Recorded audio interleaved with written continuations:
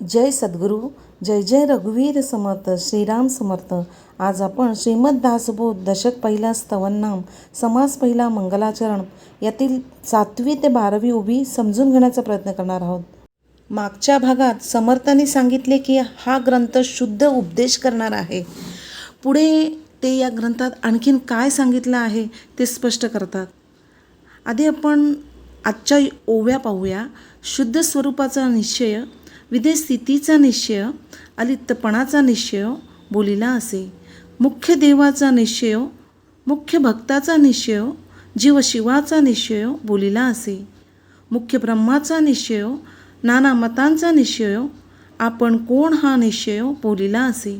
समर्थ म्हणतात, या दासबोधात आपल्या खऱ्या स्वरूपाचा, देवाचा, भक्ताचा, ब्रह्माचा आणि सर्वात महत्त्वाचं म्हणजे आपण कोण याचा निश्चय सांगितलेला आहे.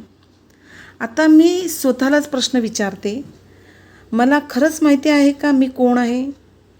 मी स्वतःला शरीर समजते, कधी नाव समजते, कधी पद, पैसा, मान सन्मान यांनाच माझी ओळख मानते.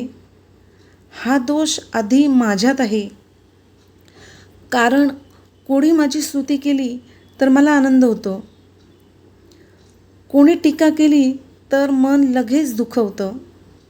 याचा अर्थ अजूनही मी माझ्या खऱ्या स्वरूपाला ओळखलेले नाही. सद्गुरू आपल्याला शिकवतात, ज्याला स्वतःची खरी ओळख झाली त्याचं जगाकडे पाहण्याचा दृष्टिकोन बदलतो.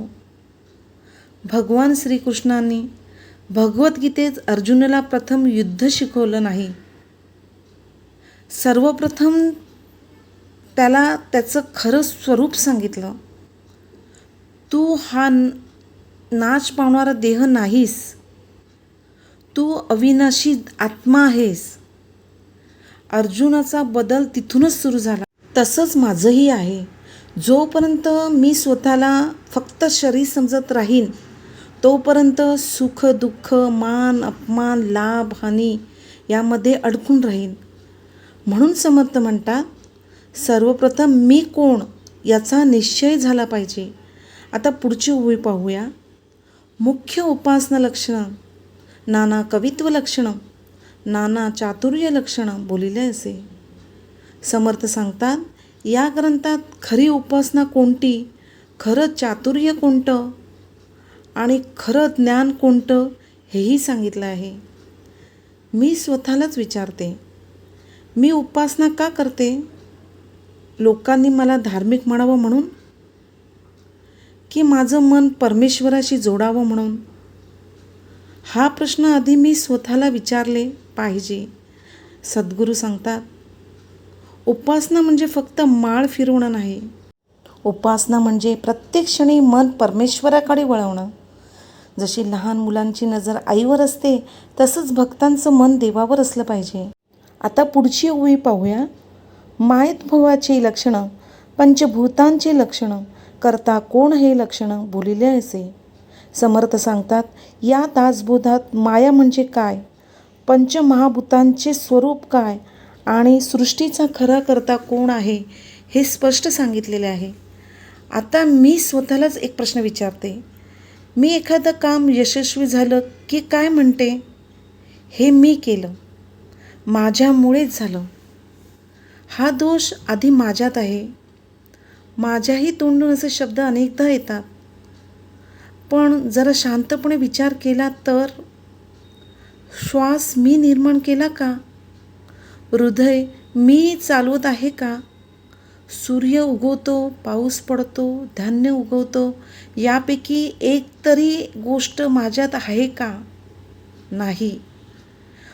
मग कर्तेपणाचा अभिमान कशाचा? सद्गुरू आपल्याला शिकवतात, माणूस प्रयत्न करतो पण घडवणारा परमेश्वर असतो. रामायणात हनुमंतांनी लंका जाळली, सीतेचा शोध लावला, संजीवनी आणली, पण त्यांनी कधी हे मी केलं असं म्हटलं नाही. ते नेहमी म्हणाले, हे सर्व प्रभू श्रीरामांच्या कृपेनेच झालं. म्हणूनच हनुमंत आजही भक्तीचे सर्वोच्च उदाहरण मानले जातात. मी स्वतःलाच विचारते, यश मिळाल्यावर माझ्या मनात नम्रता येते का, की अभिमान येतो? हा प्रश्न मी स्वतःला रोज विचारायला हवा. आता 12वी उभी घेऊया. नाना किंत निवारिले, नाना संशय छेदिले, नाना अशंका फेडिले, नाना प्रश्न. समर्थ सांगतात, या ग्रंथात असंख्य शंका दूर केल्या आहेत, मनातील संशय छेदले आहेत, अनेक प्रश्नांची उत्तरे दिली आहेत. पण मी स्वतःलाच विचारते, मी खरंच माझ्या शंका सद्गुरूंना विचारते का, की मनानेच निष्कर्ष काढते? हा दोष आधी माझ्यात आहे.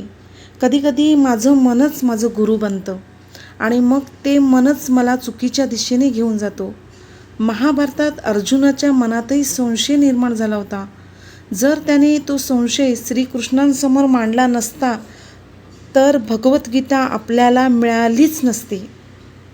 म्हणून सद्गुरू आपल्याला शिकवतात, मनात शंका ठेवू नका, योग्य ठिकाणी ते विचारा. मित्रांनो, हा समर्थांचा विचार तुमच्या मनाला स्पर्श झाला असेल तर तो स्वतःपुरता ठेवू नका, जास्तीत जास्त लोकांपर्यंत पोहोचवा. म्हणजे समर्थांचा हा अमूल्य उपदेश आणि अधिकाधिक लोकांच्या जीवनाला दिशा देईल. व्हिडिओ आवडला असेल तर लाईक करा, शेअर करा, आपल्या भावना कमेंटमध्ये नक्की लिहा आणि अशा श्रीमद दासबोधाच्या ओव्यांची सखोल निरूपण ऐकण्यासाठी आपल्या चॅनलला सबस्क्राईब करा. जय सद्गुरू, जय जय रघुवीर समर्थ. धन्यवाद.